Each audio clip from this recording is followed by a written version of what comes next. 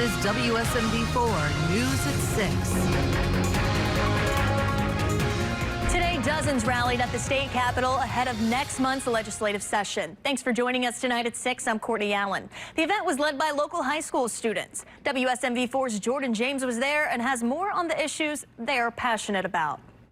Lebanon police are asking people to avoid Highway 109 after a wreck there blocked multiple lanes of traffic. It happened this morning. Police say at least one person was taken to the hospital with serious injuries. Police are urging drivers right now to find another route. A man was flown to a Nashville area hospital after a shooting in Kentucky. It happened near Woodmill Drive and Adkins Avenue in Hopkinsville last night. When police got there, they say they found a 59-year-old man shot in his leg.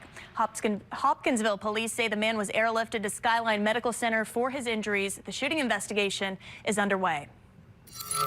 Today marks 1 year since a tornado devastated parts of Clarksville, and the city is acknowledging the date by giving away Christmas trees to families who lost everything. They got to choose between oak, maple, or a flowering dogwood tree to bring life and beauty back to their properties again. Plus, the city also partnered with Hands On Nashville to help those people plant the trees. Clarksville Mayor Joe Pitts says he hopes this initiative brings a sense of renewal and growth. 150 families in total took trees home today. We started off cold this morning, but it's been a relatively mild afternoon. Joining me now is First Alert meteorologist Cruz Medina. Cruz, it was pretty warm today compared to what we saw last week, but you're saying that it is going to get even warmer in the next few days? That's right. Temperatures are going to rise into those middle 50s. Metro police have arrested a man that they say sexually abused kids for years while operating a daycare at his Antioch home without a license. Police say Ron Malik raped 2 girls over a 4-year period at the daycare, who came forward about their abuse earlier this year. Now, we talked to people who live in that neighborhood around that illegal daycare. They were concerned to show their faces on camera. It'd be all hours of the day and night, so it was always, you could tell it was a daycare because they'd be picking kids up, dropping kids off, so it was very apparent. It was a little bit of a nuisance, but we understand people need childcare. DHS documents obtained by WSMV4 show the wife, Molly Sinclair, had been told 10 times since 2015 that she could not run an illegal daycare. She took a plea deal in the case last month. Families we spoke to last night say they want the suspect's wife, Molly Sinclair, to face charges now in this investigation. They're urging families to speak out about their experience in that illegal daycare. One mother we talked to says her child's life is forever changed by what happened inside that home. She says that she'll fight for each and every one of the kids the man allegedly hurt.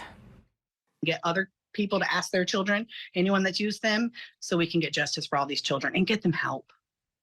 Get them on the road to recovery and help and healing from this horrible, traumatic, like a horror movie.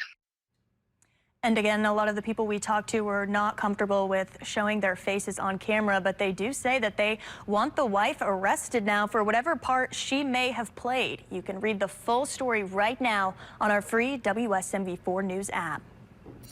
We have an update for you tonight. A missing Clarksville man is now safe and sound. That's according to the TBI. Investigators say 61-year-old George Henderson was found in Kentucky. He was originally reported missing out of Clarksville yesterday afternoon. Authorities at the time were concerned about a medical condition that could have made it difficult for him to get home.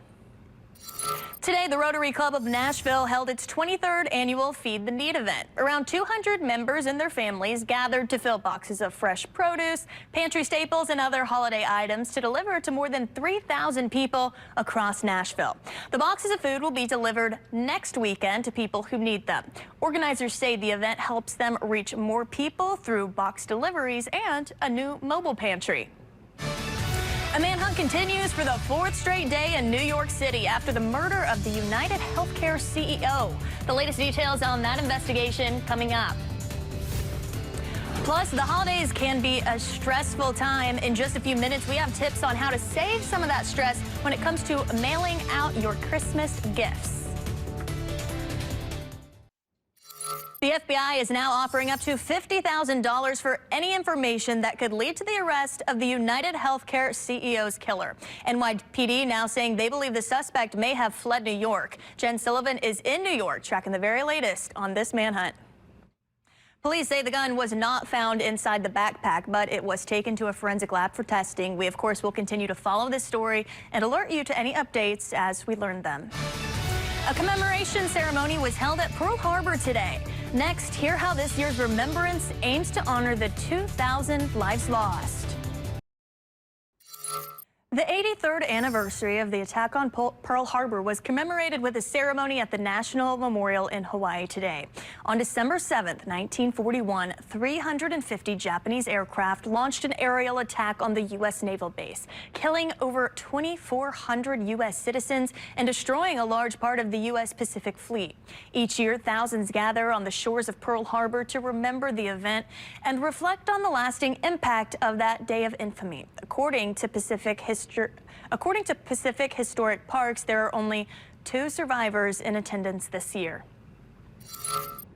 With the holiday season underway, USPS is offering tips for customers on shipping their gifts. The United States Postal Service advises customers not to delay if you want your holiday mail to arrive on time. So they say first you need to pick out the right box, make sure all your items fit inside that box.